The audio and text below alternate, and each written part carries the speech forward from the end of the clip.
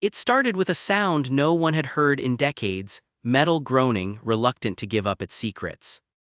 The janitor's hands trembled slightly as he worked the old combination lock, its dial stiff from years of neglect. Dust floated in the sunlight pouring through the narrow hallway windows, catching in the still air like tiny frozen sparks 30 years. That's how long these lockers had been sealed, tucked away behind a boarded-up section of the school, forgotten by almost everyone, almost. I remember the first time I heard about them. It was Mrs. Clark, the retired history teacher, who let it slip during a reunion. Her voice lowered, as though the walls might still be listening. "They were shut for a reason," she'd said, her eyes holding something between fear and nostalgia. That was enough to plant the seed. What could possibly be inside a row of rusted metal boxes that time itself seemed determined to hide? Now, standing here, the air thick with that faint smell of old paper and iron, I could feel the years pressing in. The lock clicked. A quiet moment passed, almost like the hallway was holding its breath, and then the door creaked open. Inside, the air was stale, heavy with a scent that felt out of place in a school, like old basements and rain-soaked cardboard. I leaned closer, half expecting to see nothing more than dusty textbooks and forgotten gym clothes. But the first thing that caught my eye was a faded denim jacket, its fabric stiff and worn thin at the elbows. The name Evan was stitched in red thread over the pocket, the kind of personal touch you didn't see much anymore. Beneath it, stacked neatly as though someone had taken care to preserve them, were spiral notebooks, each one labeled with a year. The earliest said 1989, the last 1992. My fingers hovered over them for a moment, as if touching them might somehow disturb the person who once owned them. I could almost picture him, Evan, walking these same halls, slamming this very locker shut without knowing it wouldn't be opened again for 3 decades. At the back, wedged between the notebooks and the rusted metal wall, was something stranger, a small wooden box no bigger than a shoebox, its surface scratched with faint initials. They were hard to read in the dim light, but I could make out an E and an M. My pulse quickened. It wasn't just the mystery of what might be inside, it was the realization that this locker was more than storage. It was a time capsule, and someone, somewhere, might still remember exactly why it was sealed. The wooden box was lighter than I expected, almost as if it was empty.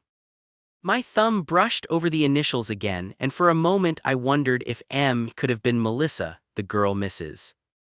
Clark once mentioned in passing, a quiet honor student who, according to rumor, stopped coming to school one winter and never returned. No one had ever explained why. The latch was stiff, but it gave way with a small snap. Inside, there were no jewels or bundles of cash, just a collection of things that seemed ordinary at first glance but somehow carried weight. A folded Polaroid photograph, its colors faded to soft sepia, showing 2 teenagers laughing in front of the school gym. A train ticket dated March 14, 1992, the ink smudged but still legible. And tucked beneath those, a letter, sealed in a yellowed envelope with a small smear of wax on the flap. I hesitated, turning the envelope over in my hands. Whoever wrote this had done so with care, the handwriting looping neatly across the front. For Evan, only if you understand. The hallway seemed to grow quieter, like even the dust was waiting to see what I would do. My curiosity pressed harder than my caution. With a deep breath, I began to peel the flap open. The paper inside was thin, almost translucent, and carried the faint smell of lavender. The handwriting was elegant but slightly rushed, as if the writer had been torn between wanting to say everything and needing to get it out before the "Why lost their nerve, Evan," it began. "If you're reading this, it means I couldn't tell you in person. I'm sorry for that. I hope you understand one day why I had to go." The words seemed to pulse on the page, each line a mix of apology and urgency. "The ticket is for you. It's the only way to leave without them finding out. If you decide to come, wait by the north platform at midnight. I'll be there." It wasn't signed, but something about the looping IS and the careful spacing made me certain it was from Melissa. My mind started spinning. Why had she wanted him to run away? Who was them? and why hide this in a locker, sealing it away for 30 years? I slid the letter back into the envelope and looked again at the photograph. Evan's arm was around her shoulders, both of them grinning like the world was theirs. But the date on the ticket, March 14th, was just 2 days before the school abruptly closed that wing and locked these doors for good. Somewhere buried in the silence of this building was the reason why. And now I couldn't shake the feeling that opening this locker had set something in motion I couldn't undo. That night I couldn't sleep. Every time I closed my eyes, I saw the photograph, the ticket, the looping script in the letter. By morning, I knew I had to find out more. The school records office was now a cramped room in the district building, run by a man named Harold who had clearly been there long enough to remember. Just about everything. When I mentioned Evan's name, Harold's brow furrowed and he leaned back in his chair. "That's a name I haven't heard in a long time," he said slowly. "Good kid, smart." Then one day, poof, gone. Same week Melissa stopped showing up. His voice dropped to a near whisper. There were stories but nothing official. I pressed him but Harold just shook his head. "Some things the district preferred to forget. Keeps the alumni donations flowing, you know." He gave me a long look, as if deciding whether to go on. Finally, he added, "If you're really set on digging into this, talk to Janice over at the public library." She was a reporter back then. "She might remember what the rest of us were told to ignore." Walking out into the sunlight, I felt a chill that had nothing to do with the weather. Whatever had happened 30 years ago wasn't just teenage drama. It was something the school had tried very hard to bury, along with Evan's locker. And now, piece by piece, it was starting to surface. Janice was easy to spot in the library, short silver hair, half-moon glasses perched low on her nose, and a look that said she'd seen more than most people. Apple wanted to admit. When I mentioned Evan and Melissa, her expression tightened, and she closed the book she'd been reading with deliberate care. "I covered the school board meetings back then," she began, her voice low enough to be swallowed by the hushed air of the reading room. "Something happened in March of '92, but the details never made it into the papers, not officially. All we were told was that 2 students were no longer enrolled, and that certain areas of the building would be closed indefinitely." She leaned forward slightly. "Off the record, there were rumors, talk of a plan to run away, of someone interfering, and of threats." I asked if she knew who might have made those threats, but she just shook her head. "The police were involved, but whatever they found never saw daylight." The families clammed up, and then it was like those kids had never existed. Her words left a weight in the air, something that made the silence of the library feel deeper. I thought of the letter, the ticket, the wax seal. They weren't just relics, they were a trail, one that had been waiting 30 years for someone to follow. And for reasons I couldn't explain, I knew I wasn't going to stop now. 2 days later, I found myself standing on the north platform of the old train station. It was no longer in use, just a stretch of cracked pavement, weeds pushing up through the concrete, and a roof that rattled when the wind picked up. I wasn't sure what I was looking for. Maybe I thought being there on the exact spot Melissa had written about would make something click. As I paced along the platform, I noticed an older man sitting on a bench at the far end, a battered camera case at his feet. He watched me for a while before speaking. "You're not here for the trains, are you?" His voice had the rasp of someone who'd spent a lifetime breathing in smoke and city air. When I told him why I'd come, he gave a slow nod. "I was the station attendant back then, saw a lot of things I wasn't supposed to notice." He paused, eyes narrowing as if weighing his words. "That night, March 14th, I saw 2 kids here. Boy had a jacket with his name stitched on it. Girl had a small bag and kept looking over her shoulder. They were waiting for the 12:05. I felt my chest tighten, and..." His gaze drifted toward the far end of the tracks, "and they never got on." A black sedan pulled up. 2 men stepped out, said something to the boy. He looked scared, then they all left together. The girl didn't come back. The wind swept across the platform, carrying the faint creak of the old roof. Whatever happened that night, it wasn't just a case of 2 kids changing their minds. Someone had made sure their escape never happened. I left the station with the man's words echoing in my head. each detail feeling heavier the more I replayed it. The image of that black sedan wouldn't leave me, the way he described it pulling up, the way those men seemed to take control without a scene. It wasn't random, it was planned. That night I spread everything out on my kitchen table, the photograph, the train ticket, the letter, and now my notes from Harold, Janice, and the station attendant. A pattern was beginning to form, but there were still pieces missing. Why target two teenagers? Why make them disappear so quietly? I decided to check the local paper archives online, focusing on the week of March 14, 1992. Buried between articles about school sports and weather updates, I found something, a small two-paragraph report about an incident near the rail line.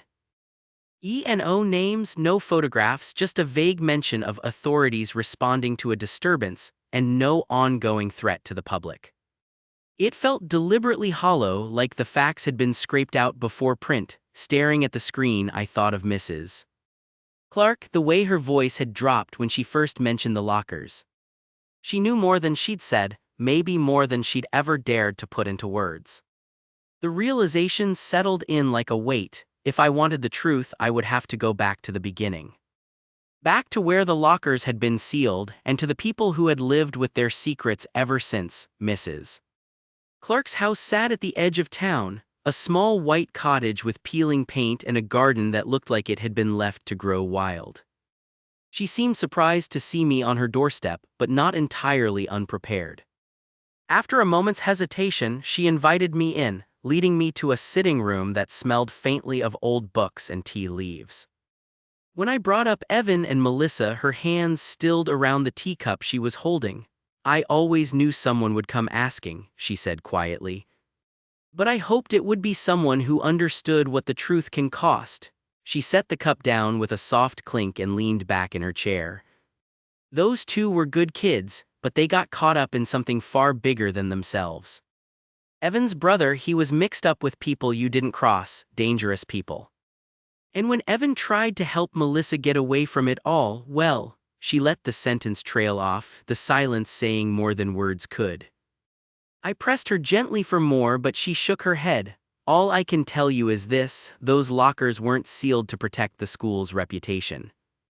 They were sealed to keep anyone from stumbling onto evidence that could still make trouble, even now. Her eyes locked on mine, steady and unblinking. You've already opened one door, be careful about opening the next. Some of what's buried is buried for a reason. Outside, the evening light was fading, and as I walked back to my car, her warning followed me. The truth was closer now, almost within reach, but so was the danger she just made very, very real. The next morning, I returned to the school. The boarded-up wing was still silent, the smell of dust and faint mildew clinging to the air. This time I wasn't there to look at the lockers, I wanted to see what else might have been left behind. The janitor, Mr.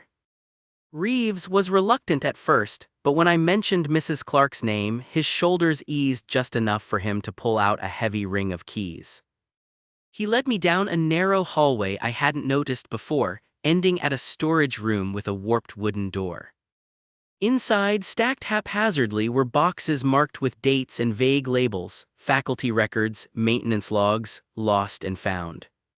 One battered carton caught my attention. Its label was faded, but I could still make out the words North Wing, March 92. I dragged it into the light and opened it. Inside were items that felt like fragments of a frozen moment: a torn backpack strap, a pair of scuffed sneakers, and an empty envelope with the same kind of wax seal I'd seen on Melissa's letter. Beneath those lay a folded sheet of paper, brittle at the edges. It was a typed notice from the principal at the time, instructing staff to refrain from discussing the matter with outsiders and to secure all relay Vant belongings in storage until further notice. My pulse quickened. This wasn't just about a couple of kids skipping town, this was a cover-up sanctioned from the top. I looked back at Mr. Reeves, who was watching me closely. If you found that, he said slowly, then you're already in deeper than you think. The room felt colder then, as though the years of silence had seeped into the walls. And for the first time, I wondered if uncovering the truth would come at a price I wasn't ready to pay. I left the school that day with the box still on my mind, its contents burned into my memory. Every piece told me the same thing: Evan and Melissa hadn't just disappeared, they'd been erased: the letter, the ticket, the warning from Mrs. Clark, the station attendant's story, all of it pointed toward a truth carefully hidden for 3 decades. And yet, standing outside in the fading light, I realized something: I might never find every answer. Some parts of their story were locked away in the memories of people who'd taken them to the grave. But the silence around it, that could still be broken, because sometimes the truth isn't about solving every mystery. Sometimes it's about making sure the story isn't forgotten. If you've ever heard whispers about events no one would talk about, or you know someone who was there that night, share what you know. And if this story gripped you the way it's gripped me, don't just walk away, leave a comment, tell me your thoughts, and subscribe so you're here when the next piece of the puzzle surfaces, because this is far from over.